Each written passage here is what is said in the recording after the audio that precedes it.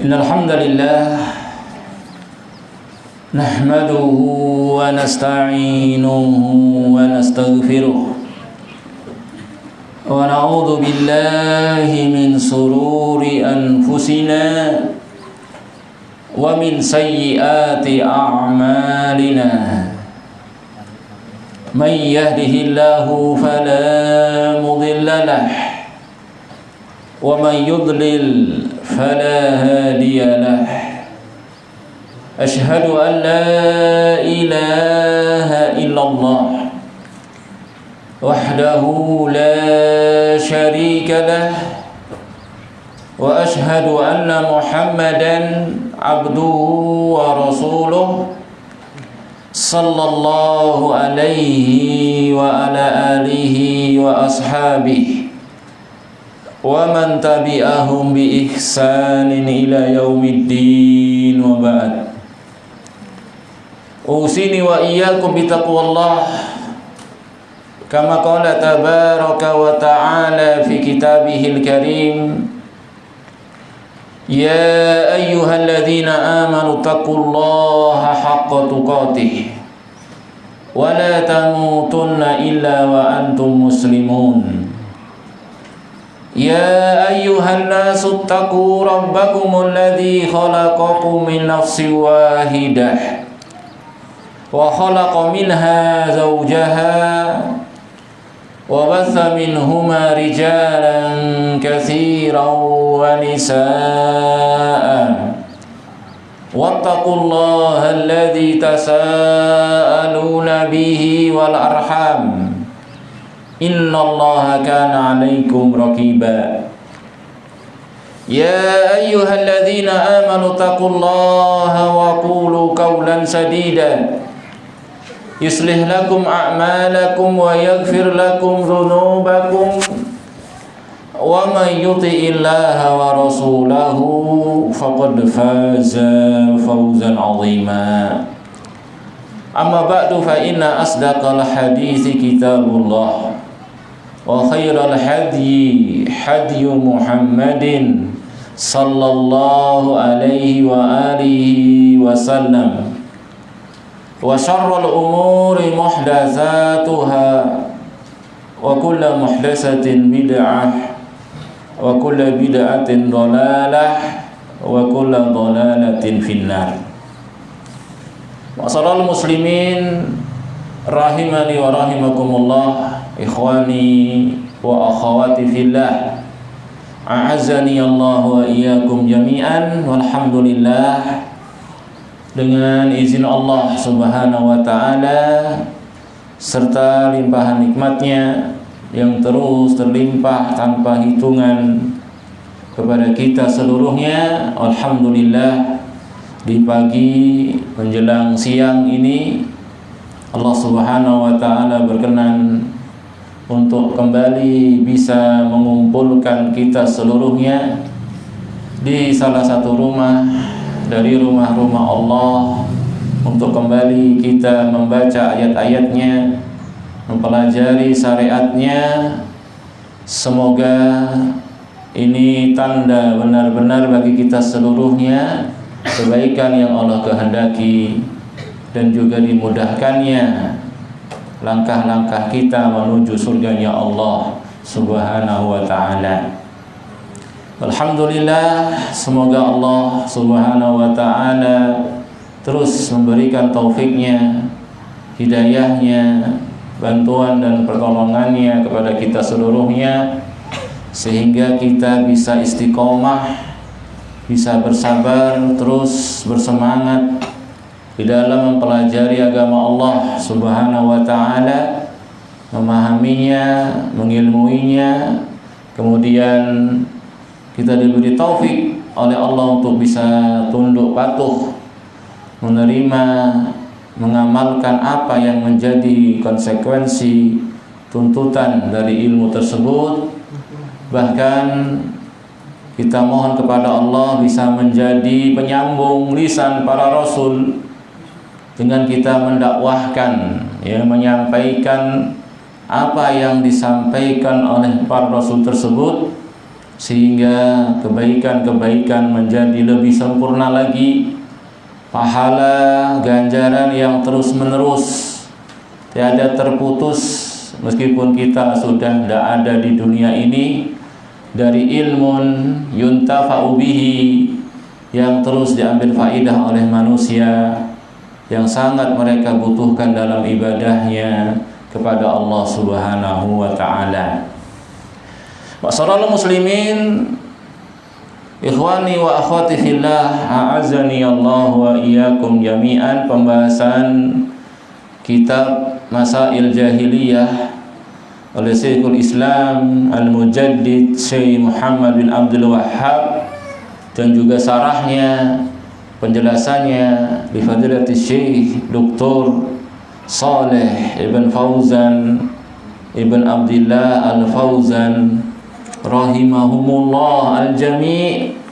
Terakhir kali kita bahas al-mas'alatu sabi'ah, perkara yang keenam, bahwasanya ahli jahiliyah berdalil akan kebenaran sesuatu kalau yang mengikutinya orang-orang yang kuat, ya, orang-orang yang punya bagian besar dari dunia, ya, para raja, para penguasa, orang-orang kaya, orang-orang yang punya status sosial tinggi, itu mereka yang berada di atas kebenaran.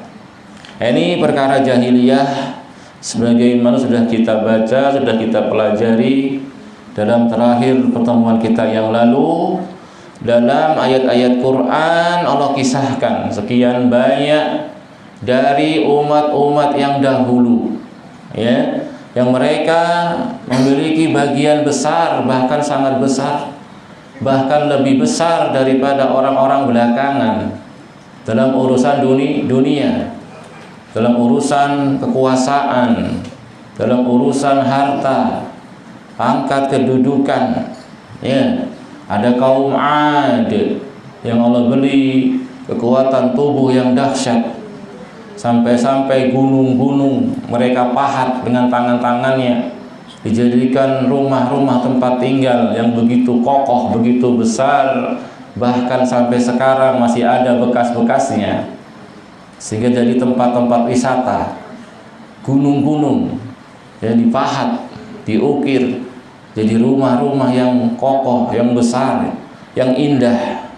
Sampai-sampai mereka dalam ayat Quran tertipu dengan kekuatannya, ya, mereka mengatakan man asyaddu minna quwwah, siapa yang lebih kuat dari kami, nantang-nantang azabnya Allah Subhanahu wa taala. Akhirnya Allah kirim kepada mereka azab angin, ya, puting beliung berhari-hari, sehingga mereka semuanya mati bergelimpangan. Demikian pula rumah-rumah mereka.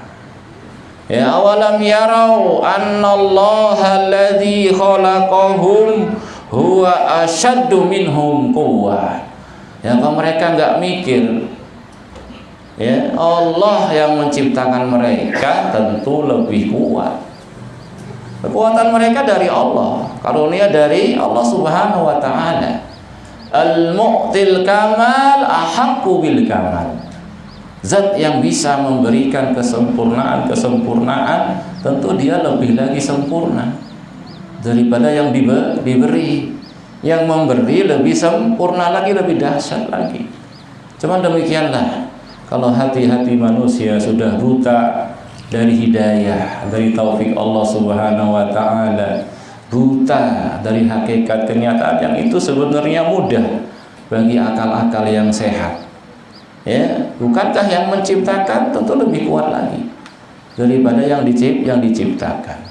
Demikian pula ada Fir'aun, ada Qarun, ada Iromadzatil Imad, satu negeri yang bangunan-bangunan kokoh menjulang ke langit, ya.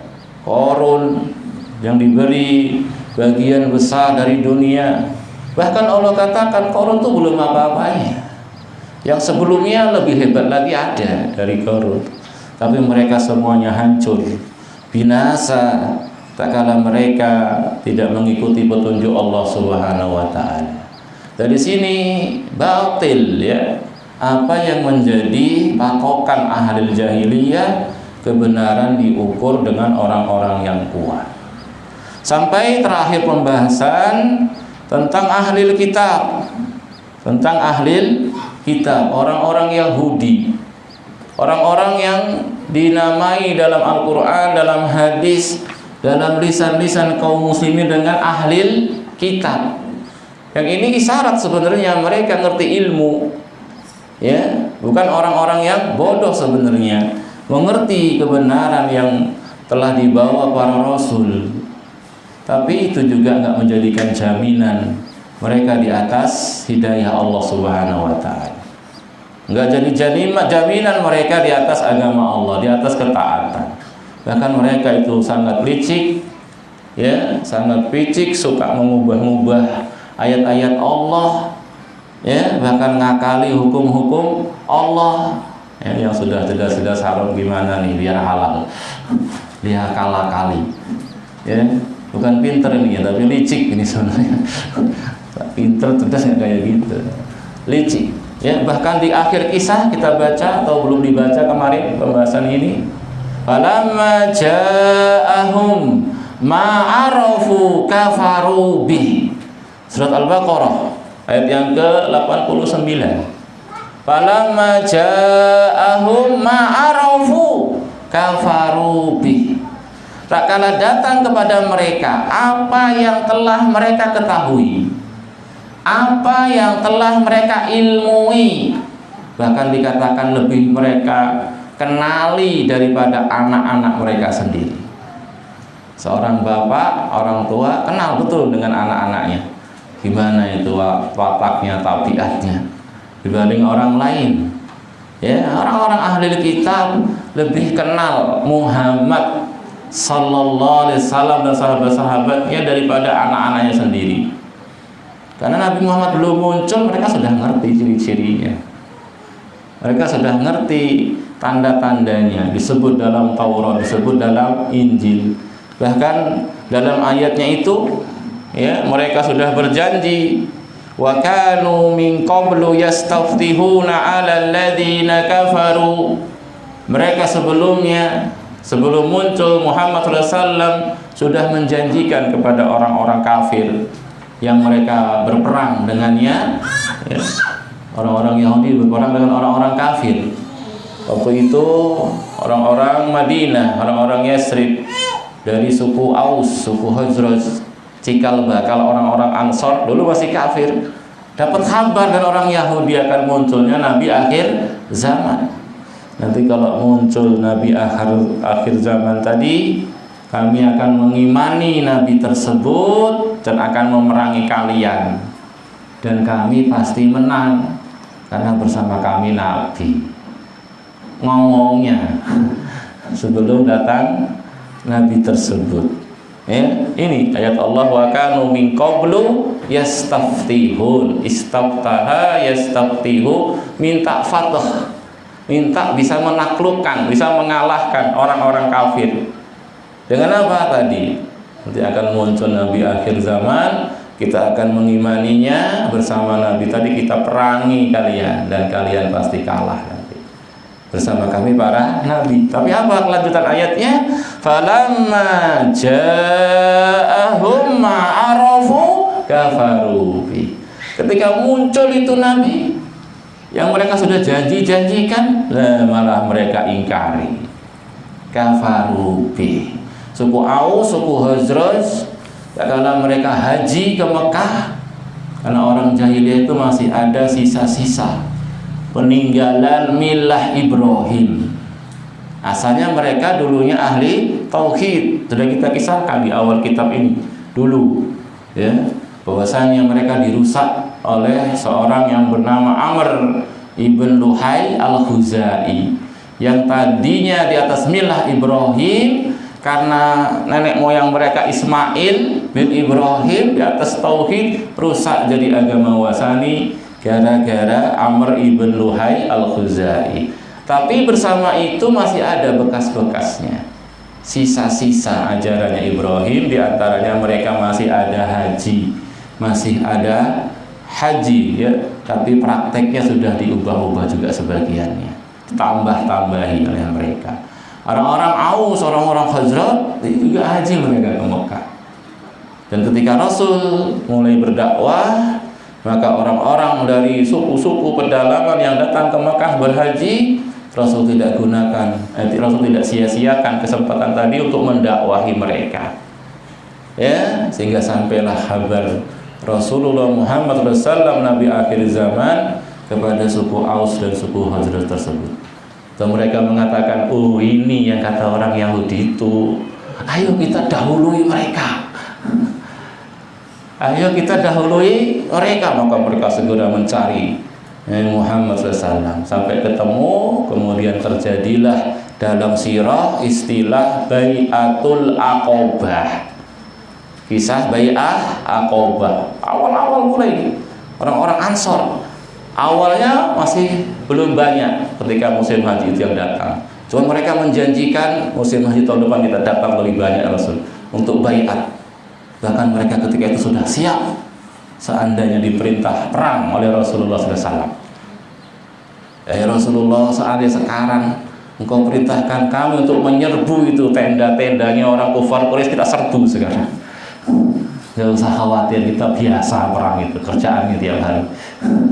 Ya, mereka perang ini perang saudara, juga perang alami orang-orang Yahudi bertahun-tahun. Perang turun-temurun, dendam kesumat. Sudah kita kisahkan, tidak ada yang menghentikan perang mereka waktu itu kecuali habisnya amunisi, habis makanan, habis minuman, senjata habis. Prai dulu perangnya, kita cari duit dulu. Ya, cocok kalau lagi dapat duit, ayo perang lagi, terus gitu turun-temurun. Nah, yang menghentikan mereka itu Islam. Datangnya Islam. Wadhkuru nikmatallahi alaikum id kuntum a'daan fa'allafa baina qulubikum. Ingat loh, kala kalian dulu itu musuh-musuhan, kemudian Allah satukan hati-hati kalian. Ya, kalian waktu itu ala safa hufratin minan nar, sudah di tepi jurang neraka. Fa'anqadhahumullah, Allah selamatkan kalian dengan diutusnya Rasulullah.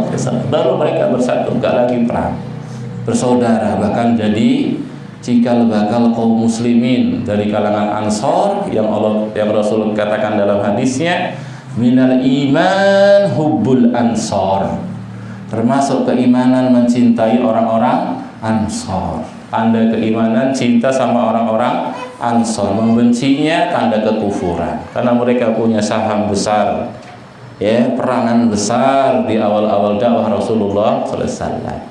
Baik, kembali kepada pembahasan. Jadi orang-orang Yahudi tak kalah mengenali Rasul akhir zaman tadi, ternyata bukan dari kelompoknya, bukan dari golongannya. Mereka kira munculnya Muhammad SAW itu Nabi akhir zaman dari kalangan Bani Israel. Ternyata bukan, malah dari kalangan Bani Ismail. Hasadan min indi anfusihim. Hasad, mereka nggak mau, nggak ngakui fadilah yang ada pada orang lain. Ini model-model Yahudi, ya, nggak kesatria, nggak lapang dada, ya, bahkan hasad. Kemudian kalau tingkatannya parah, sampai berusaha menghilangkan nikmat yang ada pada saudaranya dengan makar, dengan tipu daya, dengan segala macam upaya. Na'udzubillah min dzalik. Ya, ini penyakit yang terus sampai sekarang ada, yang akhirnya tertolak kebenaran, akhirnya jadi rusak itu ukhuwah, ya, tidak mengakui fadilah dan keutamaan yang Allah berikan kepada saudaranya. Inginnya dia tok yang masuk surga. Subhanallah. Inginnya dia tok yang paling wah, yang lainnya nggak boleh lebih dari dia. Lebih pukul turun kamu. Lebih dikit pecat. Subhanallah. Allahu Akbar. Ini model-model Yahudi dan akan ada, ya, karena Rasul mengatakan dalam hadisnya, la tattabi'unna sanana man kana qablakum. Maka kita belajar ini perkara jahiliyah biar kita ngerti itu jelek. Dan akan ada orang-orang yang terjangkiti penyakit-penyakit jahiliyah. Maka termasuk doanya Rasulullah SAW kepada Allah itu, wa idza aradta fitnata qaumin fatawaffana ghaira maftunin. Ya Allah, kalau engkau berkehendak dengan kauniyahmu, iradah kauniyah masyiahmu, untuk memfitnah suatu kaum, fatawaffana ghaira maftunin. Ya Allah, matikan aku dalam keadaan tidak terfitnah. Ya, harus fitnah kadang dahsyat besar arusnya. Jarang yang mampu bertahan. Kebanyakannya kanyut. Karena dahsyat, deras betul fitnah itu. Ya, nah ini orang-orang Yahudi orang pintar, orang cerdas ya, kata orang jenius. Ya, tapi sebenarnya bukan pintar, bukan cerdas. Kalau Ustaz Arif bin Badri bilang itu orang kayak gini, orang yang licik sebenarnya. Pintar cerdas nggak kayak gitu ya. Pintar cerdas itu kan baik sebenarnya, bawanya kepada kebaikan. Tapi bawanya pada licik. Pinternya itu untuk tadi ngakali kebenaran, bodoh-bodohi orang. Ini Masya Allah. Ya. Bersama itu, ya, kepandaian yang ada pada mereka, ilmu yang ada pada mereka, tidak menjadikan mereka di atas kebenaran. Bahkan mereka dalam Quran, orang-orang Yahudi ini digelari dengan al-maghdubi alaihim. Ihdinas siratal mustaqim, siratal ladzina an'amta alaihim, ghairil maghdubi alaihim. Ya Allah, tunjukkanlah kami, beri hidayah kepada kami jalan yang lurus, jalannya orang-orang yang kau beri nikmat atas mereka, ya, bukan jalannya orang-orang yang dimurkai. Al-maghdubi alaihim, maghdubun isi maf'ul, ghadiba yaghdabu ghadaban, ghadibun maghdubun. Nah, al-maghdubi karena sebelumnya ada apa itu dia huruf C apa itu ya, ihdinas siratal mustaqim siratal ladzina an'amta alaihim ghairil maghdubi, mudhaf ilaih ya, ghairil maghdubi. Kalau enggak ada ini berdiri sendiri, al-maghdubu alaihim, yang dimarahi, yang dimurkai. Menunjukkan apa? Ilmu tidak cukup. Ilmu tidak cukup. Seandainya ilmu saja cukup, niscaya Allah nggak akan marah, nggak akan murka, nggak akan melaknat orang-orang Yahudi. Bahkan dalam kisahnya, mereka sebagiannya diubah jadi kera dan babi karena ilmu yang ada nggak diamalkan, malah untuk tadi ngakali. Ya, sudah sering kita kisahkan kisah larangan mengail di hari Sabtu. Ya, mereka nggak ngail hari Sabtu, tapi pasang jaringnya Jumat sore, diangkatnya Ahad pagi. Saya nggak ngail Sabtu kok, padahal ikannya masuk ke jaringnya hari Sabtu. Karena hari Sabtu mereka suruh ibadah, ya, pokoknya fokus ibadah hari Sabtu. Coba sepekan sekali, nggak tiap hari. Ya, tapi kalau hari Sabtu itu di sungai itu muncul ikannya itu banyak betul.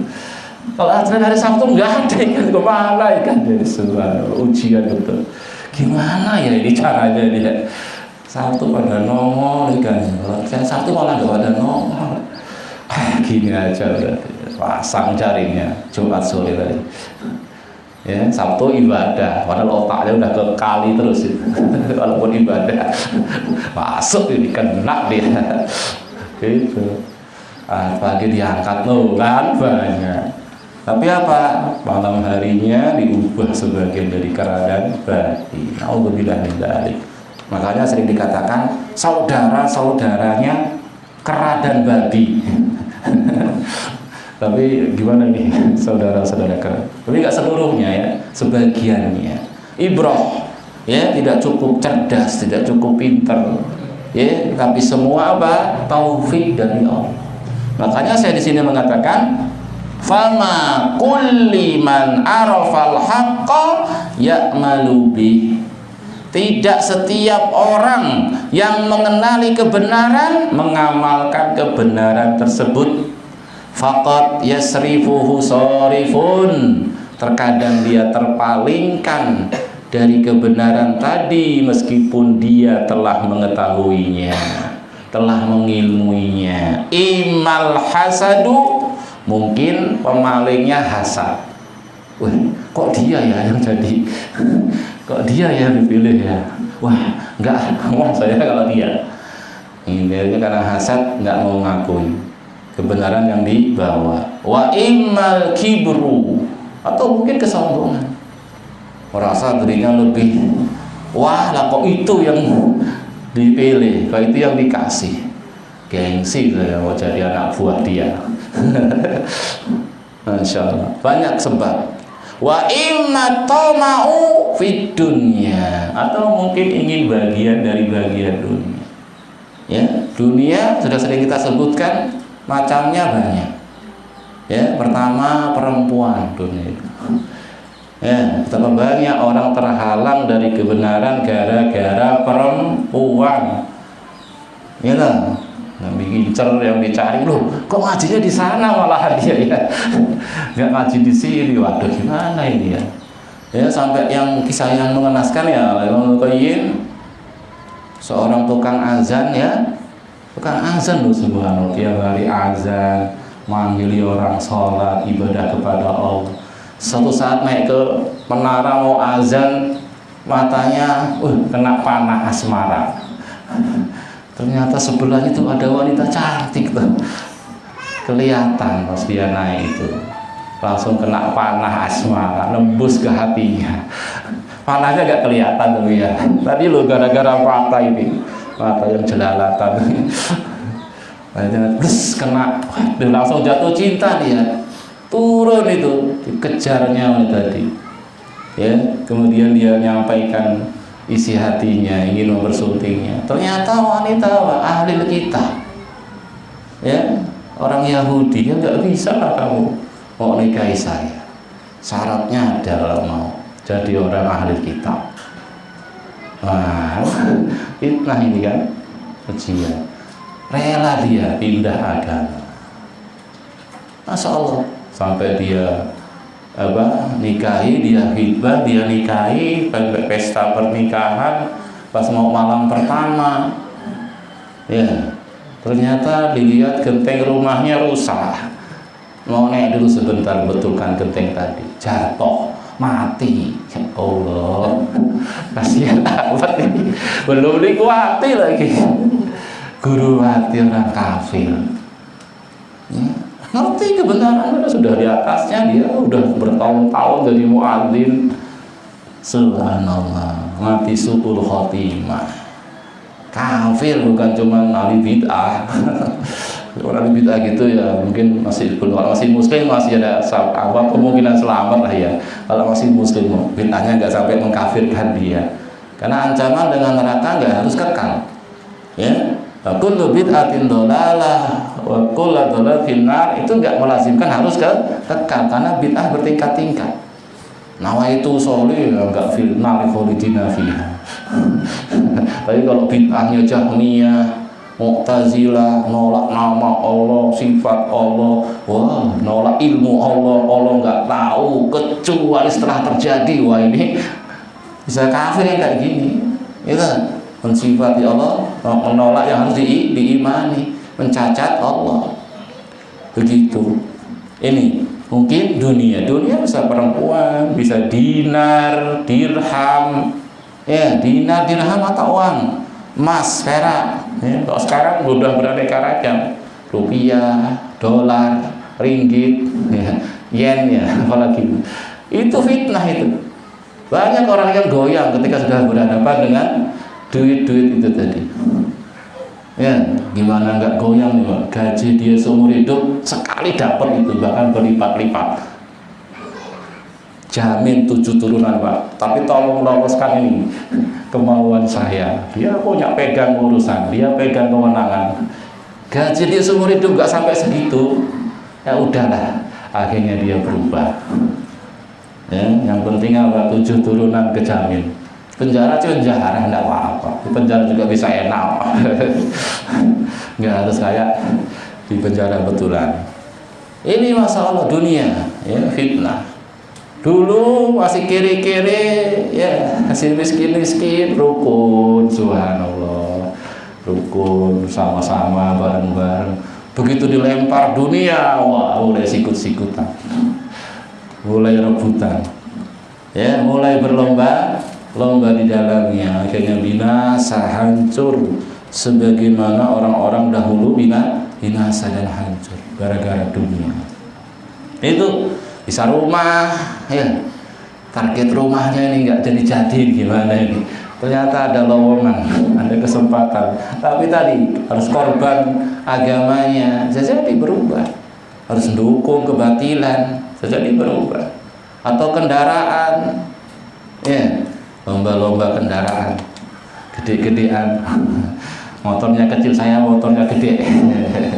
Dia mobilnya kecil, saya mobilnya gede. Kelindes dia nanti coba macam-macam. Lomba mobil, sawah, lebar-lebaran sawah, ladang, itu dunia semuanya. Termasuk yang kadang memalingkan seorang dari kebenaran, imma toma'u fid dunya, karena dia mencari dunia.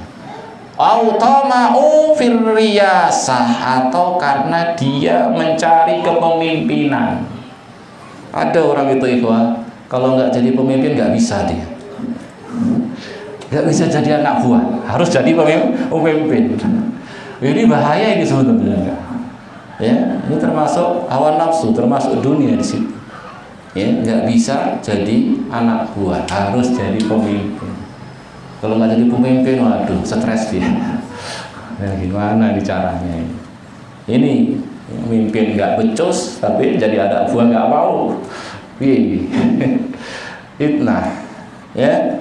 Kemudian yang lain-lain masih banyak, ya, dari penyebab-penyebab seorang terpalingkan dari kebenaran, mengikuti kebenaran. Wa hunaka sawarifun, ya, atau sawarifu tasriful insana anil haqqi wa huwa ya'rifuhu. Dan di sana masih banyak lagi pemaling-pemaling yang lain yang memalingkan manusia dari kebenaran, yang memalingkan manusia dari mengikuti, melaksanakan kebenaran. Wa huwa ya'rifuhu, padahal dia telah mengetahuinya, tapi dia tinggalkan juga hidayah tersebut. Makanya di sini saya melanjutkan penjelasannya, fal hidayatu wa taufiqu minallah subhanahu wa ta'ala. Hidayah, taufik itu dari Allah subhanahu wa ta'ala. Laisat anil ma'rifati, bukan dari ilmu, ya, bukan dari pemahaman. Wal amru raji'un ilallah subhanahu wa ta'ala.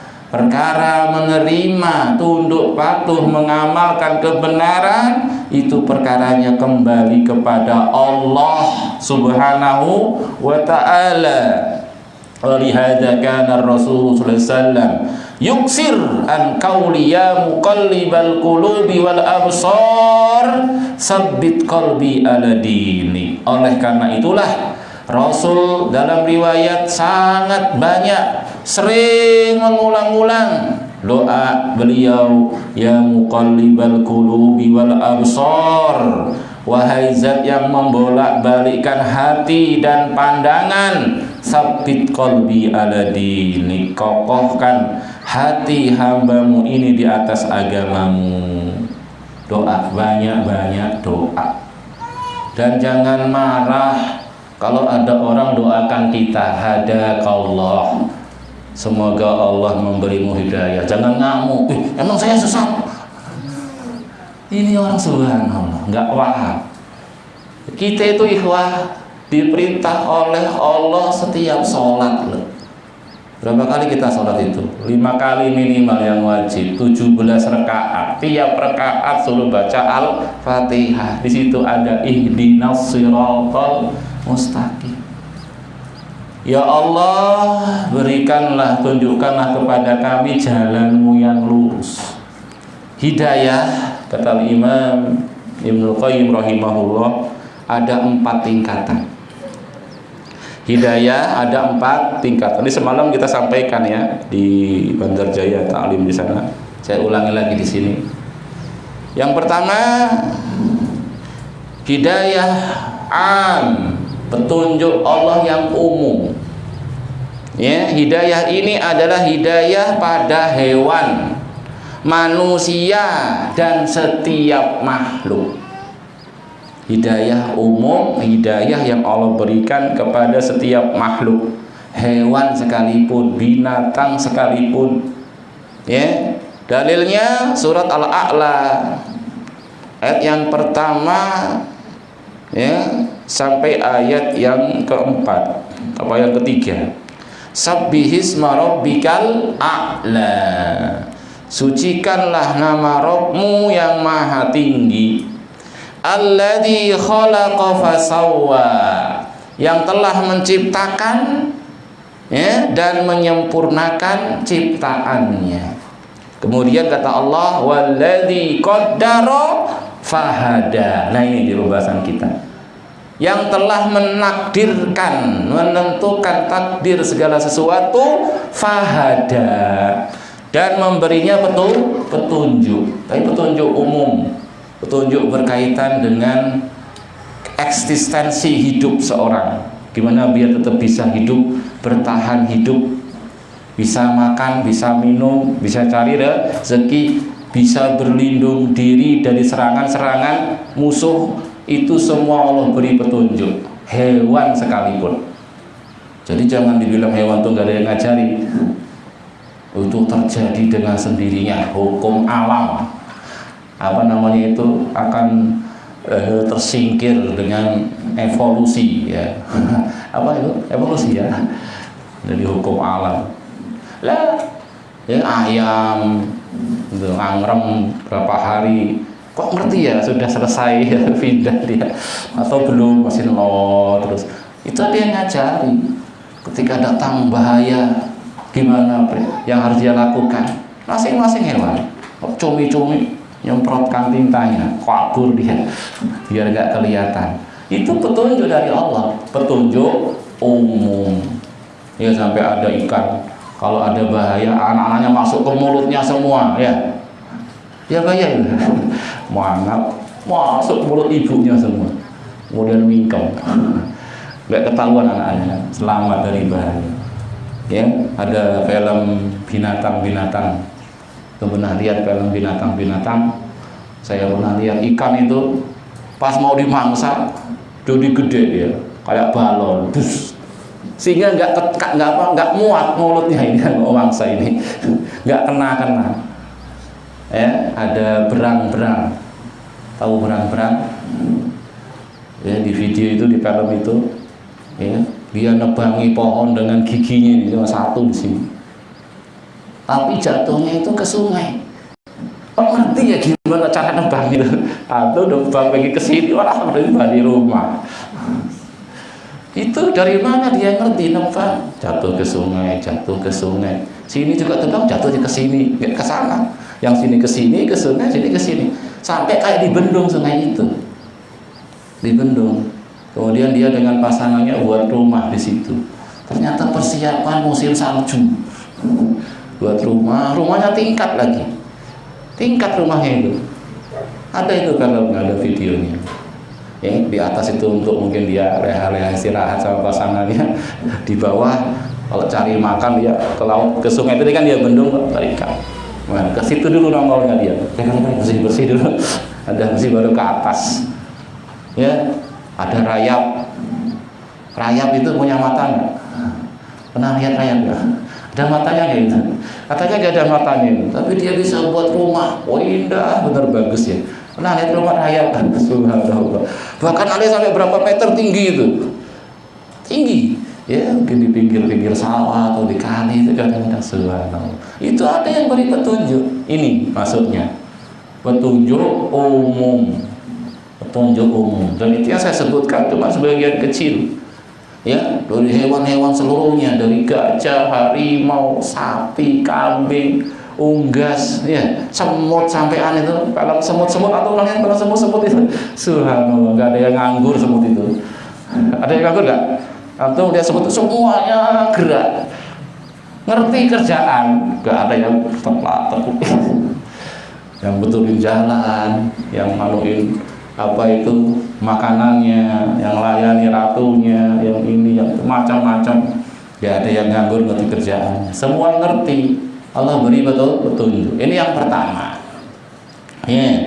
Orang kafir sekalipun Allah beri petunjuk ini untuk nyukupi kebutuhan fisiknya, dari makan, dari minum, dan segala macam. Ya, ngerti. Makanya apapun yang itu memang kebutuhan kita, pasti Allah penuhi. Tapi kalau maunya kita, belum tentu. Nah, maunya kita ini kadang aneh-aneh. Ya, kalau apa yang jadi hajat kebutuhan kita, pasti Allah penuhi. Allah beri hidayah untuk bisa memenuhinya. Ya, tapi apa yang maunya kita, ini nggak harus dikasih. Kadang-kadang maunya kita aneh-aneh, kadang melampaui batas. Yang kedua, hidayah mengenali kebenaran. Kenal, kayak orang Yahudi tadi ya, baru ngerti, oh ini yang benar, ini yang salah, ini tauhid, yang ini syirik, ini sunnah, yang itu bid'ah, ya, ini ketaatan, yang itu dosa dan maksiat. Ini namanya hidayah apa? Hidayah irsyad. Namanya hidayah irsyad atau hidayah dilalah atau hidayah bayan istilahnya. Hidayah tingkatan yang kedua, seorang mengenali mana yang benar, mana yang salah. Ya, dengan perinciannya tadi ya. Oh, ini tauhid, itu syirik.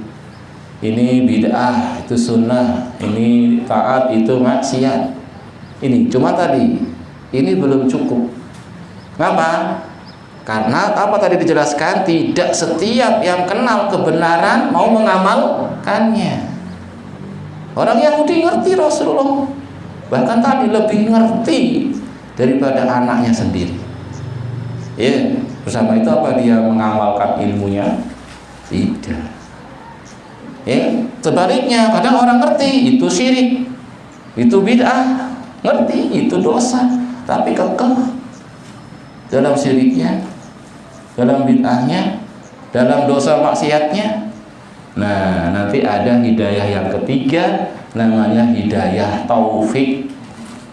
Hidayah taufik, setelah mengenali kebenaran, Allah jadikan dirinya mau mengikuti kebenaran tersebut, mau tunduk patuh kepada kebenaran tersebut. Ketika dia sudah mengenali kebatilan, ya, Allah berikan kepada hatinya taufik untuk nggak suka, benci, menjauh dari kebatilan tersebut. Ini nomor 3. Ya, ini nomor 3. Dan yang terakhir, puncaknya hidayah adalah di hari kiamat nanti. Ya, orang-orang yang telah sampai ke tingkatan yang ketiga tadi dari hidayah, akan Allah beri hidayah jalan menuju surga, masuk ke dalam surga. Allah berfirman dalam surat Al-A'raf ayat 43 tentang ahli surga. Tentang ahli surga, apa kata Allah? Mereka mengatakan alhamdulillahilladzi hadana lihada wa ma kunna linahtadiya laula an hadanallah. Segala puji hanya milik Allah, alladzi hadana, yang telah memberikan petunjuk kepada kita lihada, untuk masuk surga ini. Ya, wa ma kunna linahtadiya laula an hadanallah. Sungguh kita tidak akan termasuk orang-orang yang dapat petunjuk ini kalaulah Allah tidak memberi petunjuk kepada kita. Ini puncaknya petunjuk. Jadi ada empat tingkatan. Hidayah umum tadi ya, bahkan sampai manusia, kafir, hewan, binatang, Allah beri hidayah untuk bisa eksis, ya, untuk bisa eksis. Kalau ada musuh gimana cara sembunyinya? Ya, macam-macam kan ya, makhluk punya cara berlindung dirinya kan macam-macam. Ya, terenggiling, gimana terenggiling? Jadi bunter gitu ya. Ya, kalau kura-kura langsung masuk semua tutupan. Itu subhanallah. Ya, kemudian tadi lebih tinggi lagi tingkatan yang kedua, bisa mengenali kebenaran. Bisa mengenali kebatilan, tapi itu tidak cukup. Sekali lagi, kalau itu cukup, Allah nggak melaknat orang Yahudi. Kalau itu cukup, Allah nggak murka kepada orang Yahudi. Kalau itu cukup, Allah nggak akan mengubah sebagian mereka jadi kera dan batu. Ya, maka perlu yang ketiga. Setelah mengenali kebenaran, dijadikan hatinya lapang, menerima, ngakui, gengsinya hilang, sok-soknya hilang, sombongnya itu kalah, ya, dengan ketundukan dan kepatuhannya kepada kebenaran. Gak urusan dia, meskipun harus jadi anak buah gak masalah, ya, meskipun harus mungkin apalah hawa nafsunya gak dapat bagian, gak urusan. Yang penting saya mendapatkan hidayah, bisa ikut masuk mengamalkan di dalam, sampai puncaknya ketika nanti di akhirat Allah tunjukkan jalannya ke surga. Ahli neraka juga sama, diberi petunjuk ke neraka.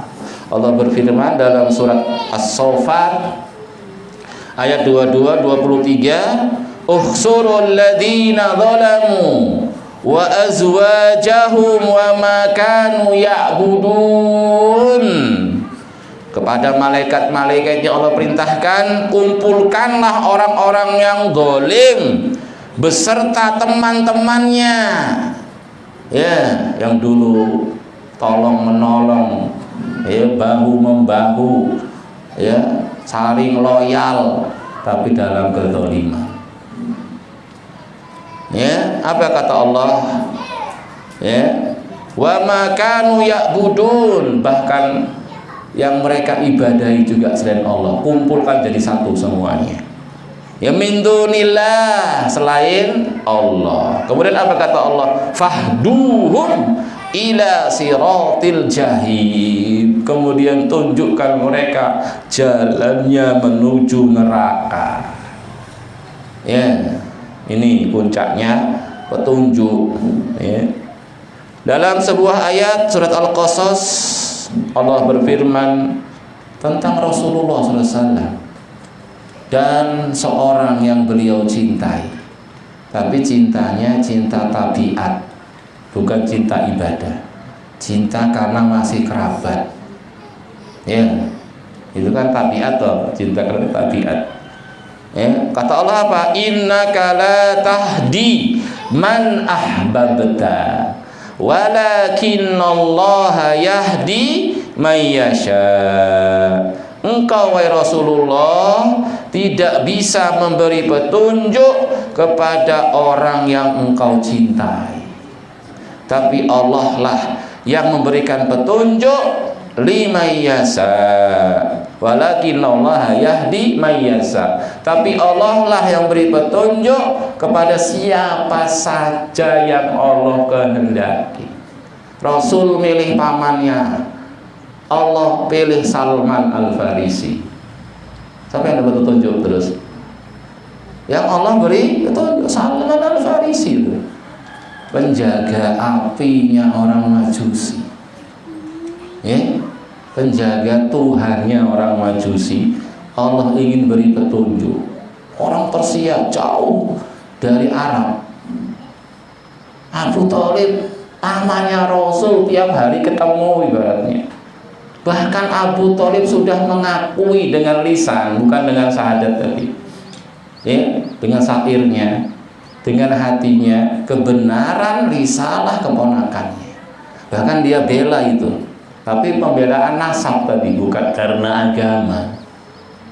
Ya, ketika meninggal sakaratul maut, kisahnya masyhur, sering kita kisahkan. Bahkan yang lain dari para ustaz sering mengisahkan. Didatangi Rasulullah SAW, ditalkin, ya ammi qul la ilaha illallah kalimatan uhajju laka biha indallah. Wahai pamanku, ucapkan la ilaha illallah, satu kalimat yang kalau paman mau mengucapkannya akan aku jadikan senjata membela paman di hadapan Allah nanti. Wih, Masya Allah. Rasul langsung yang nangani. Sementara Salman ini apa? Perjalanan ini hidayahnya. Ketemu pendeta. Yang pertama, yang kedua itu nggak benar pendetanya. Suka makan harta dengan cara yang batil. Sama nanti betul dia jadi pelayannya, nyuruh orang sedekah, infak untuk dia sendiri itu ternyata. Tapi labelnya apa? Fisabilillah. Nah, ngerti dong Salman jadi anak buah sampai mati itu pendeta. Kamu serahkan sama siapa saya ini? Ikut pendeta itu, ikut sama juga ternyata rusak pendetanya. Suka makan harta dengan cara yang batil. Sampai terakhir, pendeta yang terakhir, saya nggak ngerti siapa yang mau tak pasrahkan kamu kepadanya. Ini aja, ada nanti Nabi akhir zaman, ikuti dia. Ciri-cirinya nggak makan sedekah, makan hadiah, dan di punggungnya ada tanda cap kenabian. Dia muncul di negeri yang banyak pohon kormanya. Berarti negeri Mekah seperti itu. Itu jauh dia. Sampai dia itu ibaratnya rela ikut kapal, ikut perahu yang mau ke sana, walau jadi budak. Karena dia nggak punya apa-apa untuk bayar. Datangi juragan-juragan yang naik perahu itu. Saya ikut ya, ikutkan saya pengen ke sana. Nggak apa-apa, saya jadi membantu apa yang penting saya sampai sana. Sampai dia sampai ke sana, dijual jadi budak, tukang manjat korma. Salman itu terus cari-cari kabar, sampai majikannya ngobrol-ngobrol Rasulullah SAW, nguping dia, ini dia yang tak cari. Turun tanya, gimana? Itu yang aku jadi nabi. Sama majikannya digampar. Urusan apa kamu budak? Manjat korma. Tapi dia sudah dapat kabar. Dia cari-cari kabar sampai ketemu Rasulullah. Ingat pesan pendeta tadi, nggak makan sedekah, tapi makan hadiah. Bawa kurma dia, ini sedekah dikasihkan. Dia jauh, dia lihat itu, nggak makan, dikasihkan sahabat-sahabatnya semua satu. Ini nggak diomongi Rasul, dia Abu Thalib diajak-ajak gitu. Ya subhanallah, datang lagi besoknya, bawa kurma lagi, ini hadiah, dilihat, makan dia kalau hadiah bareng-bareng sama teman-teman. Yang terakhir sering ke belakang, mau lihat cap itu loh, mau dibuka-buka bajunya. Rasul ngerti, Rasul buka. Dia lihat, kemudian dia sampaikan kisahnya, subhanallah, kemudian dia bersyahadat. Ya, Rasul pilih Abu Thalib, Allah pilih Salman, subhanallah. Sampai dapat petunjuk Salman al-Farisi. Allahu Akbar. Ya, innaka la tahdi man ahbabta. Petunjuk dalam bentuk irsyad, bayan, dilalah, itu juru dakwah, ya, kiai, ustadz yang kenal dengan sunnah punya maksudnya cuma jelaskan kebenaran tuh.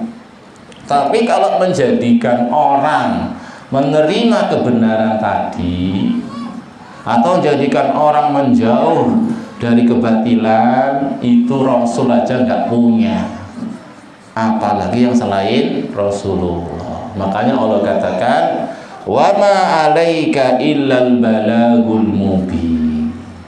Tidak ada kewajiban wahai Rasulullah kecuali hanya menyampaikan dengan gamblang, dengan jelas, dengan penuh hikmah, ya, dengan ucapan, dengan perbuatan, dengan contoh-contoh.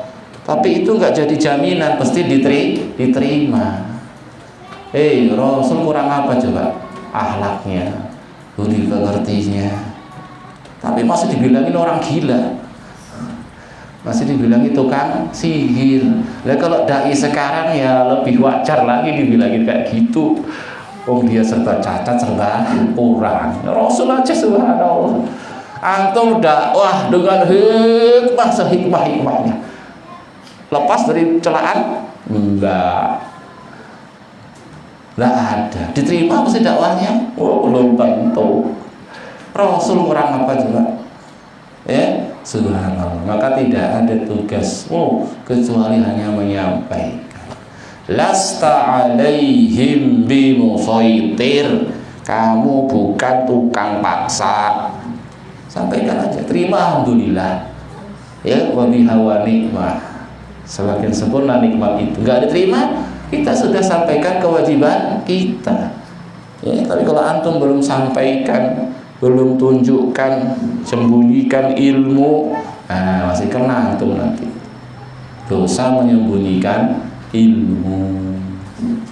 Ini Allah Subhanahu wa taala berfirman dalam surat Fussilat ayat 17, wa amma samudu fahadainahum fastahabbul ama 'alal huda. Adapun kaum Samud, kami telah beri petunjuk kepada mereka sebenarnya dengan diutusnya Nabi Saleh. Maksudnya sudah jelas gamblang bagi mereka hak dengan batil. Sudah ngerti tauhid, kewajiban tauhid, sudah ngerti syirik, haramnya syirik. Ya, fastahabbul ama 'alal huda. Tapi mereka lebih milih kebutaan daripada petunjuk. Ini ya, ini masalah muslimin, tingkatan-tingkatan petunjuk yang darinya nanti kita akan paham betapa kita setiap saat, setiap waktu butuh kepada petunjuk. Sekalipun urusan dunia ikhwah, antum nih mau ngomong besok harus ngomong, itu antum butuh petunjuk. Ya Allah, coba tolong lisan saya nih ya Allah diluruskan. Saya mau disuruh ngomong nih ya Allah, ngomongnya ngomong yang benar, ngomong yang nggak kebawa-bawa perasaan, ngomong yang nggak bawa-bawa kondisi yang sedang menimpanya. Makanya termasuk doanya Rasul apa? Memohon kepada Allah kalimatal haq, ucapan yang hak, fil ghadabi war ridho, baik ketika sedang marah atau ketika sedang senang. Kadang orang sedang marah omongannya jadi nggak bener. Kadang orang sedang senang juga jadi nggak bener ngomongnya, nggak lurus. Pas lagi marah yang bener disalahin, pas lagi ridho salah juga dibuat indah biar betul. Kan terpengaruh berarti dengan kondisi keadaannya. Rasul minta kalimatan hak. Ya Allah, aku mohon kepadamu kalimat yang hak, fil ghadabi war ridho, baik ketika aku sedang marah atau ketika aku sedang ridho. Yang terucap tetap kalimat-kalimat yang hak. Wa as'alukal qasda fil faqri wal ghina. Mohon dijadikan orang yang sederhana, baik ketika kaya raya maupun ketika fakir miskin. Jadi orang yang biasa aja gitu loh, ajek, nggak jadi sombong, nggak jadi gembira bangga dengan kayanya. Pas miskin fakir juga nggak jadi stres, nggak jadi bunuh diri mungkin malahan. Lah, sedang-sedang aja. As'aluka khasyataka fil ghaibi wasyahadah. Ya Allah, aku mohon kepadamu rasa takut, baik ketika sendirian atau bersama orang banyak. Masya Allah, doa Rasul itu ya, rahasia kebaikan-kebaikan dunia akhirat dalam doa-doanya Rasul. Tadi yang paling pokoknya memohon hidayah. Makanya kita tiap hari ya, bahkan tadi tiap sholat Allah perintah untuk dapat hidayah, minta hidayah. Dan jangan marah ya, sekali lagi jangan marah, jangan jengkel, jangan suudzon. Kalau didoakan hidayah dengan saudara, terima kasih Bapak. Ya, kita butuh hidayah yang pertama tadi umum, kita butuh hidayah juga. Ini mau bisnis, ya, apa ya bisnisnya ya, yang enak gitu loh, nggak usah capek-capek duitnya banyak, hasilnya banyak. Ini butuh hidayah. Ada orang itu sudah masya Allah capek letih, tapi ya hasilnya nggak ada, itu aja dia. Dia dapat hidayah. Ya, butuh hidayah mengenali kebenaran, mengenali kebatilan, tapi belum cukup juga. Cuma kenal tok, ngerti tok, Butuh hidayah apa? Untuk tunduk patuh menerimanya. Sekarang antum sudah di atas ketundukan kepada kebenaran, jauhi kebatilan, masih butuh hidayah untuk kokoh. Untuk kokoh, sahabat di atas agama Allah, di atas sunnah sampai mati. Karena antum gak ada jaminan matinya di atas sunnah. Siapa yang sudah punya jaminan? Saya aja gak ada jaminannya. Semua kita nggak ada jaminannya. Yang ada jaminannya sudah dinaskan dalam hadis Rasulullah, Abu Bakar di surga, Umar di surga, Utsman di surga, Ali di surga, Thalhah di surga, Abdurrahman bin Auf di surga. Antum sebut nggak? Ketemu Rasulullah nggak? Takut. Hendaknya kita takut, tapi takut yang menjadikan kita tadi. Ketika berhadapan dengan Allah, kita benar-benar ngerasakan ngadu sama Allah, kita sangat lemah, sangat tauhid. Gak ada kekuatan apapun. Kalau nggak Allah tolong, nggak Allah bantu, hancur kita. Ungkapkan kepada Allah, ya Allah saya lemah, ya Allah saya nggak ngerti, ya Allah beri saya petunjuk, beri saya kekuatan, ya Allah perlihatkan yang hak itu hak, ya Allah saya bisa mengikutinya, perlihatkan yang batil itu batil, saya bisa menjauhinya. Terus gitu, itu terus, jangan cuma sekali-kali. Kita tiap waktu itu dihadapkan pilihan, mesti ya, iya nggak? Tiap waktu kita dihadapkan pilihan, ngangguk apa geleng gitu kan? Ngomong apa diem ini, ngelangkah apa diem apa mundur? Ini semua butuh hidayah. Ya, alhamdulillah. Ya, segala pujian yang milik Allah yang telah mensyariatkan kepada kita untuk sering-sering minta hidayah. Bahkan Allah wajibkan, masya Allah. Kurang apa coba Allah itu sama kita? Padahal yang butuh itu kita. Allah nggak butuh sama kita. Ya, baik. Jadi kembali kepada pembahasan fal hidayatu wa taufiq minallahi subhanahu wa ta'ala. Hidayah dan taufik itu dari Allah subhanahu wa ta'ala. Wal amru rajiun ilaihi subhanahu. Urusan hidayah dalam artian menerima kebenaran, tunduk patuh dengannya, itu kembalinya kepada Allah, bukan kepada makrifah, bukan kepada ilmu, bukan kepada pemahaman, ya, bukan kepada kekuatan, ya, kekuasaan, harta. Kembalinya kepada Allah. Maka jangan bosan minta hidayah, dan jangan merasa aman dari fitnah. Terus mohon kepada Allah Subhanahu wa ta'ala. Di akhir pembahasannya Allah Dr. Shalih Fauzan bawakan kisah perang Hunain. Wa yauma Hunain id a'jabatkum kasratukum falam tughni ankum syai'a. Dan ingatlah ketika perang Hunain, perang yang terjadi setelah penaklukan kota Mekah. Waktu itu kaum muslimin datang kota Mekah, sudah jumlah pasukannya besar. Bagaimana tidak mau menaklukkan kota Mekah loh. Bawa pasukan banyak. Dan Rasul berdoa kepada Allah, ya Allah butakan mata-mata mereka, tulikan telinga-telinga mereka. Maksudnya nggak ada yang ngerti gitu loh perjalanan Rasul tadi. Dari Mekah, dari Madinah ke Mekah untuk menaklukkan kota Mekah tadi. Dan Rasul terapkan berbagai macam strategi untuk bisa datang ke Mekah dalam kondisi orang Mekah lalai, nggak menyadari datangnya pasukan Rasulullah SAW, sehingga mereka menyerah, nggak bisa melakukan perlawanan. Sampai ketika sudah dekat kota Mekah, Rasul perintahkan sahabatnya berpencar malam hari, dan masing-masing orang menghidupkan api unggun. Satu orang buat api unggun. Ini strategi, ya, ini taktik. Ngapa? Orang lihat dari jauh, banyak betul pasukannya. Karena biasanya api unggun satu kan orang banyak. Ini api unggunnya banyak betul. Berarti dikali kan?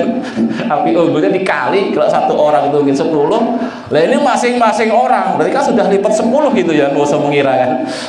Sehingga dia mau nyusun kekuatan, sudah dekat, nggak mungkin bisa melawan, akhirnya sudah nyerah. Rasul masuk kota Mekah tanpa ada perlawanan berarti, dikuasai kota Mekah. Baru Rasul pukul itu patung-patung itu, Ja'al haqqu wa zahaqal batil innal batila kana zahuqa. Dulu ketika awal-awal nggak ada langsung menghancurkan patung, ya nendang saja nggak ada, masih awal-awal. Ya bener harus dihancurkan, cuman kita harus hitung-hitungan, jangan ngawur. Itu diviralkan lagi, akhirnya mereka balasnya malah 1000 kali lipat saja di pasar. Siapa coba sekarang yang nanggung itu? Harusnya cuma 1 jadi 1000. Ya, harusnya kita dakwah masih santai, tidak ada masalah, sekarang dicurigai, bahkan dimata-matai, salah dikit, ujaran kebencian, kasus kita nanti akhirnya nggak bisa ngisi taklil lagi saya akhirnya tangkep ujaran kebencian, ini videonya, waduh kasus. Padahal kita udah lupa kadang gitu, namanya ngisi taklil kan ya ngomong kadang kan kita ini namanya manusia, kan bisa jadi sebut nama, sebut ini. Ya, hati-hati memang. Terus hitungan Rasul awal nggak ada itu jihad. Orang-orang Arab tadi ya, suku Aus tadi kan. Kalau engkau perintahkan sekarang kita serbu itu, kita udah biasa perang. Apa kata Rasul? Belum diperintah. Nanti sabar dulu. Sekarang akidah dulu ditanamkan, tauhid ditanamkan. Begitu. Baru kita sudah punya kota Mekah, Rasul sudah punya kekuatan, punya negara, punya kekuatan, baru pakai kekuatan. Ya, hitung-hitungan. Ada hitungannya. Sudah kita sampaikan kaidah beramal ma'ruf nahi munkar ya. Nahi munkar itu baru nahi munkar yang syar'i yang diperintahkan kalau menghilangkan kemungkaran. Yaitu hitungan kita manusia, hitungan manusiawi lah. Hilang insyaallah kemungkaran tadi. Kita sudah hitung-hitungan. Ya. Atau minimal kalau nggak hilang berkurang kemungkarannya. Baru kita ingkari. Nah itu yang disyariatkan. Kalau ingkar mungkar malah besar kemungkarannya, malah jadi. Atau yang kita ingkari nggak hilang, muncul kemungkaran yang baru. Berarti nggak boleh diingkari dengan lisan atau dengan tangan. Ingkari dengan hati. Jadi itu nggak aib, yang sebenarnya nggak aib. Memang begitu teorinya, begitu kaidahnya. Jangan pakai perasaan, jangan pakai hawa nafsu, jangan merasa sudah kuat. Hitung-hitungan, orang masih lampu sentir ya. Jangan bergaya bagai sang surya menyinari dunia. Dan lampu sentir masih bisa nerangin kampungnya.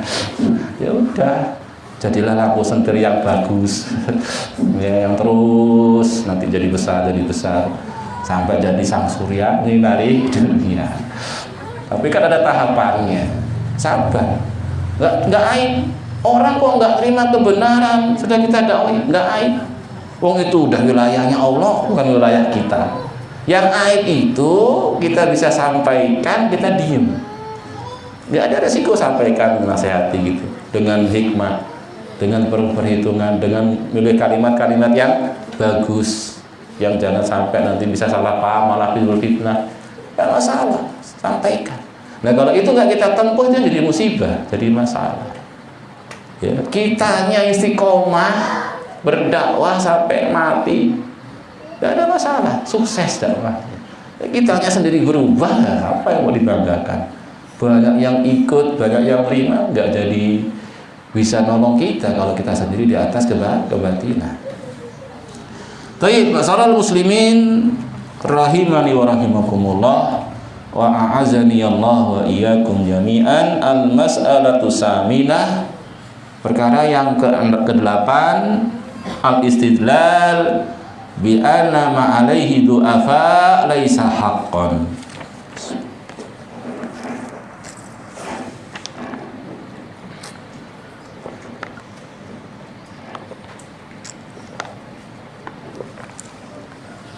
Perkara yang ke-8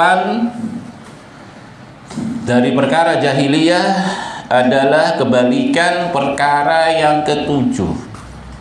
Kalau perkara yang ke-7 menjadikan orang-orang yang kuat, ya, itulah yang di atas kebenaran, ya, orang kuat jadi dalil. Perkara yang ke-8 kebalikannya, Berarti apa yang di atasnya orang-orang yang lemah, ad-du'afa, orang fakir, orang miskin, hamba sahaya, budak, ya, yang nggak punya kedudukan, nggak punya pangkat, nggak punya kecerdasan, orang-orang bodoh, kadang mereka bilang begitu, ya, berarti itu apa? Mereka di atas kebatilan, tidak di atas kebenaran. Berkata Syekhul Islam Al-Mujaddid Syekh Muhammad bin Abdul Wahhab, al-istidlalu ala butlani syai' bi annahu lam yattabi'hu illa du'afa. Perangai jahiliyah yang ke-8, mereka berdalil atas batilnya sesuatu, bahwasanya sesuatu yang batil itu tidak diikuti kecuali oleh orang-orang yang lemah. Ya.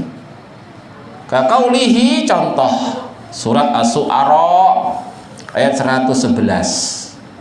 Berkata orang-orang kafir, orang-orang musyrik, anu'minu laka wattaba'akal ardalun. Ya, apakah kami akan beriman kepadamu? Oh, yang ikuti kamu orang-orang lemah gitu kok. Bahasa saya kayak gitu terjemahan.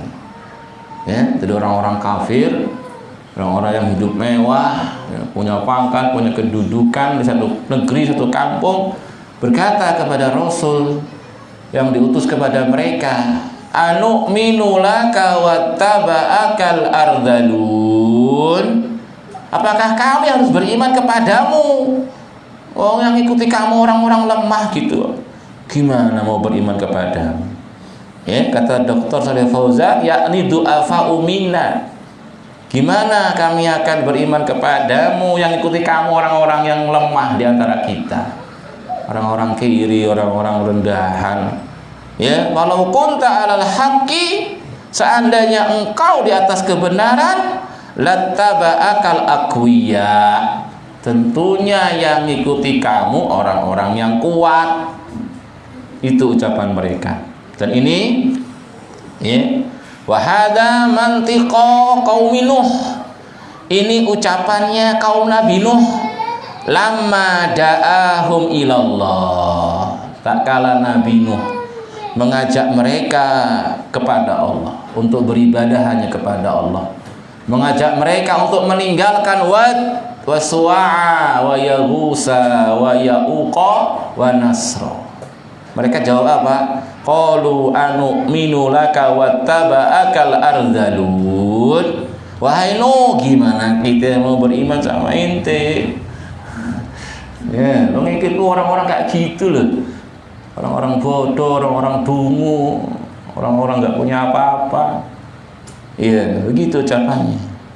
Wa ma naraka taba'aka illa alladziina hum aradiluna badiyar ra'yi. Kami tidak melihat, wahai Nuh, yang ikuti kamu itu kecuali orang-orang yang lemah di antara kami, orang-orang yang nggak punya kecerdasan, orang-orang yang hanya ikutan aja, percaya aja sama kamu. Ya, nggak kritis. Orang-orang yang kayak gitulah, ya, direndahkan.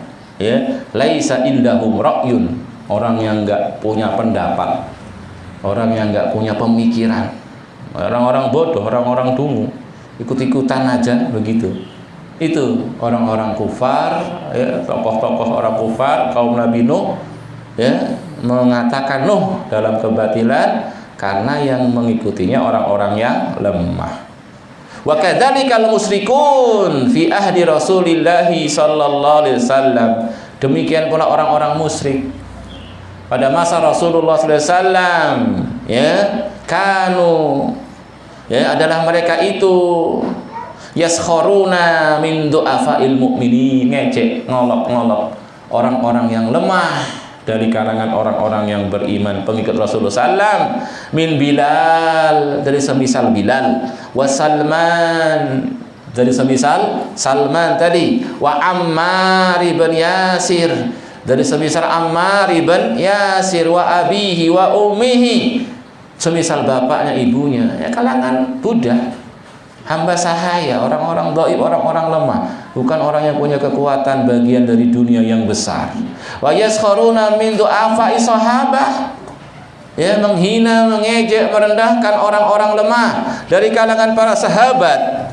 Ya, hatta inahum qalu ma najlisu ma'aka wa haulai indak. Sampai tokoh kufar Quraisy mengatakan, "Hei Muhammad, kami nggak akan pernah duduk bersamamu kalau masih ada orang-orang yang lemah itu."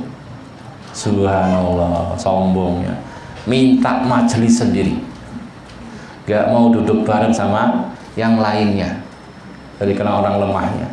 Sombongnya, Masya Allah. Udah sombong, nolak kebenaran, la ilaha illallah, tambah lagi sombongnya jadi lengkap, merendahkan orang lain hanya karena status sosial dunia. Gak mau duduk bareng. Allah Akbar. Siapa sih kita nih, ikhwah? Kutilal insanu ma'akfara. Celaka itu manusia, langkah kufurnya dia. Min ayyi sayyin khalaqah. Memang dari apa dia diciptakan? Dari mana diciptakannya itu tokoh-tokoh tadi itu? Dari emas ya. Atau dari berlian. Dari air yang hina, sama, dari air mani itu yang kamu kalau kena bersih-bersih jijik. Semua dari situ. Kutilal insanu ma akfara. Celaka, mengalah kufurlah dia. Lihat dari mana kamu diciptakan. Ya, kemuliaan bukan dengan harta, bukan dengan status sosial tadi, kedudukan, pangkat. Lah, kemuliaan dengan ketakwaan, dengan ilmu dan amal. Itu inna akramakum indallah atqakum. Ya, ij'al lana majlisan ghairu majlisihim hatta natafahama ma'an. Hei Muhammad, buat majlis khusus untuk kita. Nanti kita duduk, kita baru ngobrol-ngobrol lah, baru ngomong-ngomong masalah dakwahmu itu. Kalau enggak gitu enggak, ya begitu. Fa'atabahu Allah azza wa jalla biqaulihi, maka Allah mencela mereka, ya, atas ucapan mereka, ya, sampai Nabi itu fannaris wasallam min hirsihi ala hidayatihim arada ayyaj'ala lahum majlisan khassan. Allahu Akbar. Afwan, luput, ya, kalimatnya luput. Sampai-sampai Nabi itu karena semangatnya untuk mereka dapat hidayah, hampir-hampir ingin memenuhi keinginan mereka buat majelis khusus orang-orang kaya. Udah nggak apa-apa lah, ya, yang miskin sabar ya. Ini majelisnya orang-orang besar, orang-orang kaya gitu.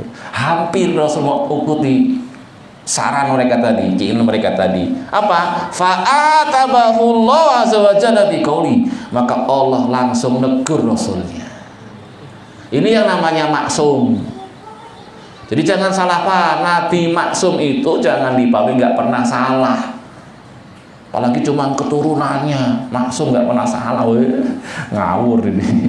Nabi itu loh, maksum itu bisa jadi salah, keliru, tapi langsung ditegur, langsung turun ayat. Nah kalau kita kan bablas, salah bablas, bahkan ustadznya nggak berani negur. Wah, hebat betul tuh orang itu.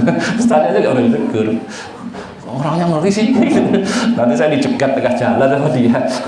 Nah, ini, kita kan gitu kadang-kadang. Ya, bablas salah itu, nggak ada yang negur, nggak ada yang mengingatkan.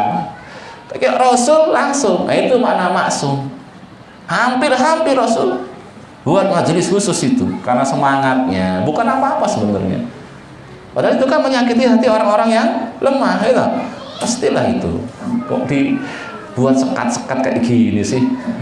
Ya, itu ada sesuatu akhirnya. Makanya Allah larang. Allah berfirman dalam surat Al-An'am ayat 52-53. Apa kata Allah? Wala tatrudil ladzina yad'una rabbahum bil ghadati wal 'ashi yuriduna wajha. Muhammad, jangan kamu usir itu orang-orang yang mereka berdoa kepada Rabb-nya pagi hari, sore hari, ikhlas, tulus, hanya mengharap wajah Allah. Orang-orang miskin dari penduduk, jangan kamu usir. Nyingkir dulu ya, nyingkir dulu. Nih bos-bos mau datang. Subhanallah. Kalau yang datang bos-bos sambutnya subhanallah sampai turun dari kursinya dia, dari mimbar. Datang orang kiri melengos. Gimana ini?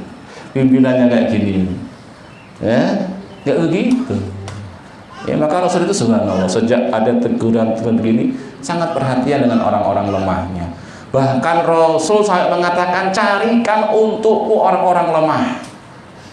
Carikan untukku orang-orang miskin.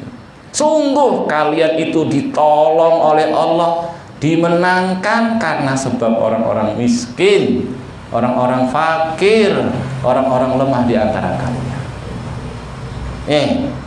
Biasanya orang lemah itu kan masya Allah doanya tulus, permintaannya itu sungguh-sungguh. Karena dia memang fakir, nggak boleh dibanggakan. Ya bergantung sama Allah saja. Kalau orang kaya punya pasukan, punya duit banyak, punya jabatan, kadang ketantang ketenteng dia. Ya kalla innal insana la yadgha ar-ra'ahu istaghna. Sekali-kali tidak, sungguhnya manusia itu innal insana la yadgha, seringnya melampaui batas, ar-ra'ahu istaghna, ketika melihat dirinya serba kecukupan. Itu asal, tapi enggak seluruhnya ya. Ada udah miskin juga sombong, wah nemen ini. Terus miskin kere gayamu itu subhanallah. Tapi gitu ada. Tapi asalnya biasanya orang miskin masya Allah dia rendah ya, nggak macam-macam, nggak aneh-aneh, rajin ke masjid, rajin ibadah, sholat malam, baca Quran, berdoa. Ternyata itu yang jadi sebab turun pertolongan Allah kepada kita, adanya orang-orang miskin, orang-orang lemah. Maka jangan sia-siakan mereka, jangan remehkan mereka, jangan sakiti hati-hati mereka. Nih Allah langsung tegur Rasulnya, jangan kamu usir orang-orang yang di sekitarmu yang ikhlas tulus beribadah kepada Allah. Wa ma 'alaika min hisabihi min syai'. Ya enggak ada urusanmu, bukan tanggung jawabmu hisab mereka di sisi Allah. Ya, wa ma min hisabika 'alaihi min syai'. Demikian pula engkau, bukan tanggung jawab mereka. Masing-masing orang tanggung jawab dengan amalnya masing-masing. Fokus dengan tugas dan kewajiban kita, jangan lalai hanya karena permintaan orang-orang yang sombong, yang pongah, yang congkak. Ya, kita turuti, akhirnya kita menyakiti hati orang-orang yang lemah. Ya, Allah mengatakan, "Fatatrudahu fatakuna minal zalimin." Karena tadi ikuti kemauan orang-orang sombong, dituruti kemauannya, menyakiti hati orang-orang yang beriman, yang fakir, akhirnya engkau jadi orang-orang yang zalim. Fakadzalika fatanna ba'dahum bi ba'din liyaqulu ahaula'i manallahu 'alaihim min bainina. Demikianlah Allah telah jadikan sebagian kalian dengan sebagian yang lainnya sebagai fitnah, sebagai ujian. Ya, orang-orang miskin ujian bagi orang-orang kaya. Orang-orang kaya ujian bagi orang-orang miskin. Orang miskin lihat orang kaya ujian. Tetap bersyukur nggak dia dengan karunia Allah? Ya, tetap sabar nggak dalam ketaatan? Lihat orang-orang kaya tadi. Gimana Allah ini? Saya sudah sholat, sudah puasa, sudah jadi salafi, miskin terus. Emang aku jadi orang kaya, jadi ahlu sunnah? Salah alamat. Karena lo ikut Fir'aun, lo ikut Korun, jadi orang kaya. Gitu, ini ujian. Nah, orang miskin ujian bagi orang kaya. Apalagi tadi, ternyata orang miskin dapat hidayah dekat dengan para rasul. Wah, itu ujian betul. Ya. Makanya mereka mengatakan apa orang-orang kaya tadi? Ahaula'i manallahu 'alaihi min bainina. Apakah orang-orang kaya gini yang Allah beri nikmat hidayah? Bilal, Salman, Ammar tadi, orang-orang kiri. Masa orang kaya dapat hidayah? Orang-orang kaya terfitnah dengan kekayaannya, merasa kebenaran bersama mereka lemah, bukan nggak jadi dalil benarnya. Coba, masya Allah. Ya, ini dia masalah muslimin rahimani wa rahimakumullah, ya, kondisi keadaan orang-orang pada masa Rasulullah. Jadi pertama kaum Nabi Nuh tadi ya dikisahkan, kemudian kaum Rasulullah, dan demikianlah sebenarnya ya kebanyakan dari orang-orang jahiliyah dahulu. Mereka menjadikan orang-orang lemah ya sebagai dalil apa yang mereka ada di atasnya laisa haqqon, bukan kebenaran. Berkata Fadilatul Syekh Dr. Shalih Fauzan hafizahullah taala, ya, wa Syekh maksudnya Syekh Muhammad bin Abdul Wahab, penulis kitab Masail Jahiliyah, ma kataba hadhil masail tarikh. Syekh menulis buku ini bukan untuk sirah, bukan untuk sejarah, bukan itu kejadian masa lalu, sekarang mah nggak ada lagi, nggak begitu. Ya, wa inna ma kataba li tahdzir. Hanyalah Syekh menulis hal ini ya untuk peringatan, bi ayyuhadzira hadhil umur li anna min umuril jahiliyah, agar kita berhati-hati menjauhinya, jangan masuk ke dalamnya, ini perkara jahiliyah. Jadi saya ceritakan kaum Nabi Nuh, saya ceritakan orang-orang kufar Quraisy, itu bukan cuma cerita, ada maksud, ada tujuan. Ya, ambil ibrah, ambil pelajaran. Jangan menjadikan orang-orang lemah itu berarti mesti salah, mesti keliru. Sebagaimana jangan jadikan dalil orang-orang kuat mesti benar, itu bukan patokan. Lihat itu Nabi Nuh, pengikut apa? Kaum Nabi Nuh. Lihat orang-orang musyrik, mereka di atas kebatilan. Ya, mereka di atas kebatilan meskipun mereka orang-orang yang kuat. Pengikut para rasul, meskipun orang-orang lemah, mereka di atas kebenaran. Jadi jangan dikatakan nggak ada lagi zaman sekarang. Loh, malah banyak. Masih ada pewaris-pewaris jahiliyah. Gitu. Asli warisan jahiliyah. Ya. Asli warisan jahiliyah. Masih banyak pewaris-pewarisnya itu. Bahkan banyak ada pewarisnya itu, melestarikan budaya, tradisi. Ya, baik. Wallahu a'lam bishawab. Selesai sudah. Ya, as'alatu tasi'ah yang ke-9 besok lagi.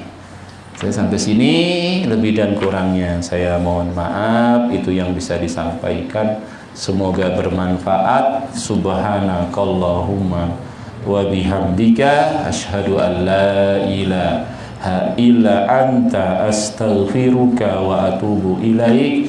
Wa akhiru da'wana anil hamdulillahi rabbil alamin. Wassalamualaikum warahmatullahi wabarakatuh.